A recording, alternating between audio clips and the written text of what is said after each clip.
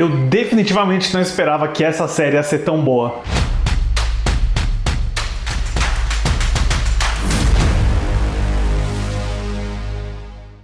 Olá, fãs da Sétima Arte, meu nome é Lucas Nascimento e esse é o Lucas Filmes e hoje estou aqui para falar sobre a primeira temporada de Andor, a série original do Disney Plus, criada aí pelo Tony Gilroy. Mas antes, vou pedir para você curtir esse vídeo, se inscrever no canal e ativar o sininho para não perder notificação dos próximos vídeos. Olha, quando a Disney Plus anunciou que ia fazer Andor, essa série sobre o Cassian Andor do Diego Luna, que é um dos personagens coadjuvantes de Rogue One, uma história Star Wars, meu interesse era praticamente zero. Eu acho Rogue One um filme legal, eu acho que ele tem seus problemas, mas é um bom filme, mas eu definitivamente não me importo com os personagens de Rogue One e acho que dentre todo o elenco que tem lá, o Diego Luna de Cassian Andor não era um cara do qual eu necessariamente precisaria saber mais. E eu preciso dizer que eu fiquei tão desinteressado nessa série que eu não assisti trailer, eu não vi nada, eu tava decidido a não assistir, ainda mais por causa do meu burnout com Star Wars depois daquela bomba que foi o Obi-Wan Kenobi no Disney Plus, a série do Boba Fett que não foi lá grandes coisas também.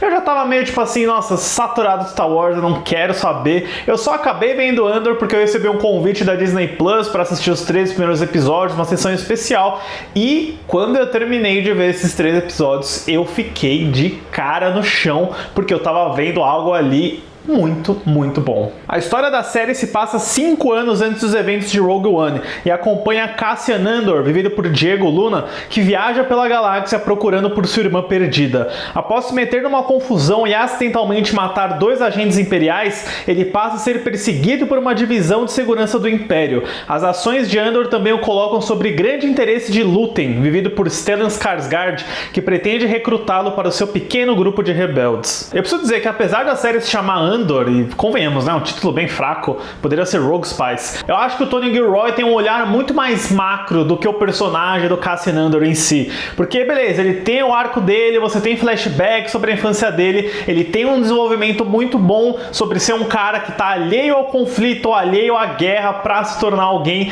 que genuinamente quer enfrentar o Império, mas eu acho que a visão do Tony Gilroy é muito mais sobre as origens da Aliança Rebelde, sobre realmente esse conflito entre o Império e essas pequenas facções, insurgências que estão se espalhando pela galáxia. Além de seguir o Cassian e a relação dele com o Luthen, as primeiras missões dele como recrutado da Aliança, o Andor está muito interessado no arco da Mon Mothma da Genevieve O'Reilly, uma senadora de Coruscant que está tentando garantir um investimento para o Luthen e os rebeldes. Essas são algumas das melhores cenas da série inteira, porque a gente vê esse Tony Gilroy da franquia Jason Bourne, ou melhor, o Tony Gilroy de Michael Clayton com o George Clooney, porque são diálogos intensos, são diálogos muito sofisticados, com palavras e termos muito bem escolhidos para criar essa intriga, essa atmosfera política que é muito forte nas sequências da Mon Mothma, que eu falei, caramba, isso não parece Star Wars, sabe? Isso não parece uma série da Disney, sabe? Eu senti que eu tava vendo aqueles diálogos de política e senado do George Lucas na trilogia Prelúdio, mas escritos pelo Tony Gilroy, que é um roteirista muito mais habilidoso que George Lucas, com todo respeito, né? Então é um nível muito alto de dramaturgia, e eu digo dramaturgia porque são sequências realmente muito dramáticas, muito envolventes, envolvem negociações, envolvem diálogos onde eles têm que falar através de subtexto, porque eles estão sendo constantemente vigiados, espionados.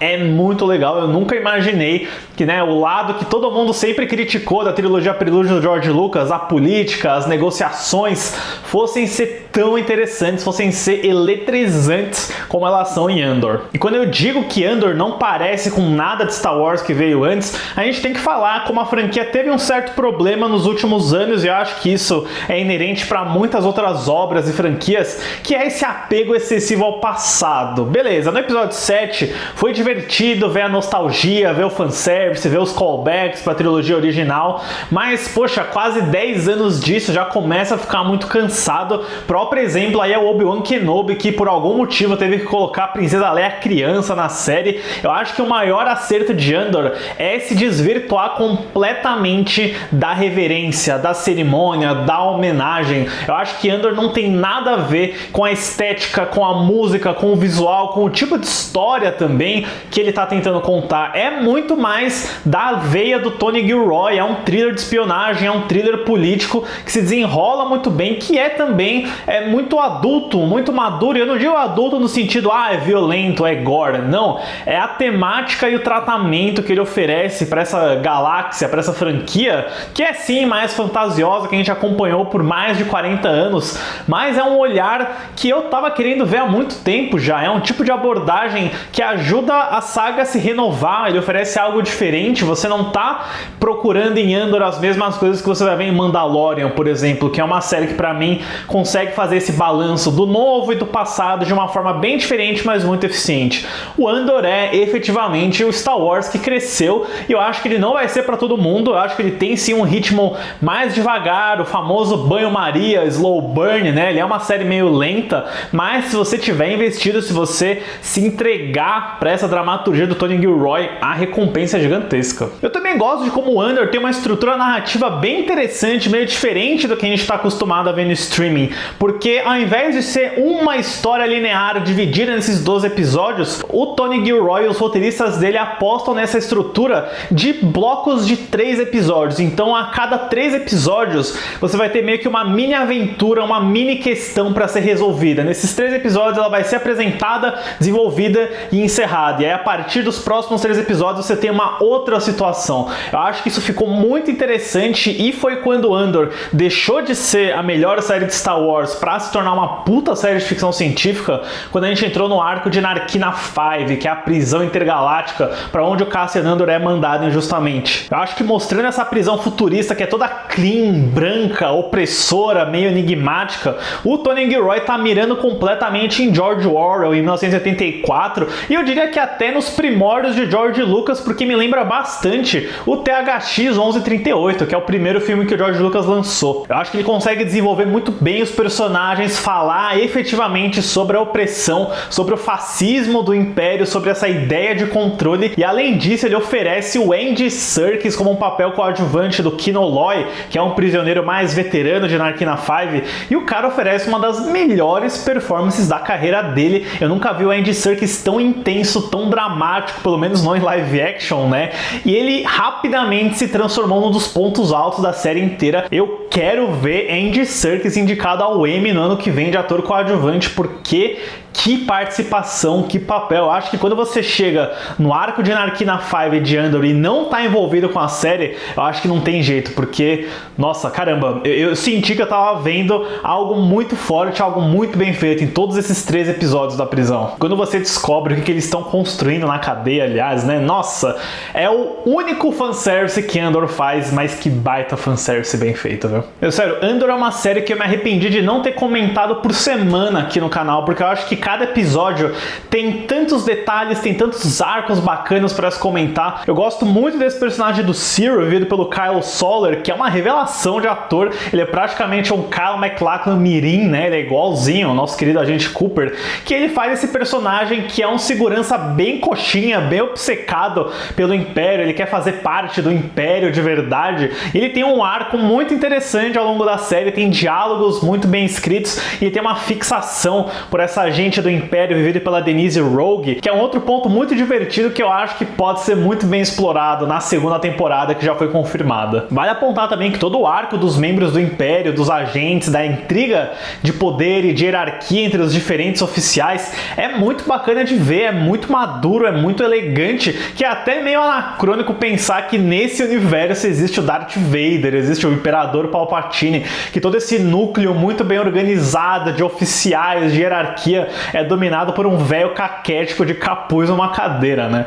Engraçado. Eu adoraria ver Tony Gilroy escrevendo diálogos pro Imperador Palpatine no episódio 3. Eu acho que nesse ponto a gente teria algo muito, muito legal. Por último, né, não posso deixar de mencionar a execução da série, que é de altíssimo nível, além de ter esses roteiros muito bem feitos do Tony Gilroy e do Bo Williamson, que escreveu vários episódios de House of Cards. Então você vê que o nível é aquele, né? Você tem diretores como Toby Haynes e o Benjamin Caron, que passaram por séries como The Crown, por exemplo, dando uma ênfase muito boa para todas essas cenas de intrigas e diálogos. Andor é uma série que tem muito mais conversa e diálogo do que cenas de ação, mas eu acho que sob a direção desses caras, todas as disputas verbais, todas as sugestões e subtextos são tão eletrizantes, tão empolgantes de se assistir quanto uma cena de ação. E eu acho que quando o Andor realmente precisa da pancadaria, das explosões, é realmente o Star Wars mais violento, mais intenso, mais agressivo que a gente já viu. São tiroteios de blaster típicos da franquia Bourne. Tem uma sequência de nave durante um céu estrelado, que é uma das imagens mais bonitas que Star Wars já rendeu em qualquer mídia para mim. E falando em imagens bonitas, temos que destacar aqui o brasileiro Adriano Goldman, que é um dos diretores de fotografia que mais trabalha nos Estados Unidos. Ele fotografou vários episódios de The Crown e ele oferece o olhar dele aqui para fazer aquele cinza, mas é o cinza do jeito certo. Ele mostra esse lado bem lamacento, bem desaturado desse planeta que o Andor habita, das diferentes locações que passam por ele, e também fazendo um ótimo uso de locações reais, né? Eu acho que Star Wars ficou tão viciado no volume que foi apresentado no The Mandalorian que a gente vê algo como Obi-Wan Kenobi que é simplesmente feio de se olhar. Andor é justamente o oposto, é uma série muito bem feita no sentido plástico, de estética e design. Ele sabe também brincar com a noite, luz e chuva de uma forma que me lembrou bastante o próprio Blade Runner ou Blade Runner 2049, Denis Villeneuve. Esse é o Star Wars que a HBO faria, não tenho a menor dúvida disso. E o Goldman merece aplausos aí, porque ele realmente eleva bastante a estética não só de Star Wars da Disney, mas de qualquer tipo de produção da Disney Plus no geral. Eu acho que essa é sem dúvida a melhor série de ficção que o Disney Plus já entregou. Inclusive tem uma sequência que encerra o terceiro episódio da série, que pra mim é uma verdadeira obra de arte no que você faz de execução visual, de montagem e de trilha sonora, que no caso aqui é do Nicholas Britell, que é um dos grandes caras de trilha sonora da atualidade. Essa cena que mostra a fuga do Andor e do Luthen em paralelo a anos atrás, sobre quando ele foi resgatado pela personagem da Fiona Shaw, que é a mãe adotiva dele, foi um dos momentos que, de tão bem feito, de tão orquestrado, eu fiquei profundamente emocionado pela técnica, pela rima temática que ele fez, essas duas partidas do Cassian Andor, que pra mim imediatamente se transformou num dos pontos altos de toda a saga Star Wars, no cinema, na TV. E foi nesse momento também, né, terminando a sessão do Disney Plus há alguns meses atrás, que eu tinha certeza que eu tava vendo uma coisa muito especial. Pra primeira temporada de Andor, eu dou uma nota 10. Que baita surpresa essa série, hein? Essa era tipo um dos conteúdos do Disney Plus de Star Wars que eu tinha menos vontade de ver, não tinha o menor interesse. Talvez justamente por isso, pela expectativa inexistente, se transformou aí, se confirmou como uma das grandes séries do ano. E eu acho que também o melhor Star Wars que a Disney conseguiu oferecer desde que eles compraram a Lucasfilm. Fica aí a recomendação absoluta e máxima para vocês conferirem Andor, mas estejam avisados, né? Um Star Wars bem diferente daqueles que vocês conhecem, que vocês estão acostumados, tem que estar numa vibe bem específica para ver Andor, mas eu garanto, se vocês entrarem e embarcarem, o resultado vai ser inesquecível. Certo, pessoal? Obrigado pela visita e até a próxima sessão.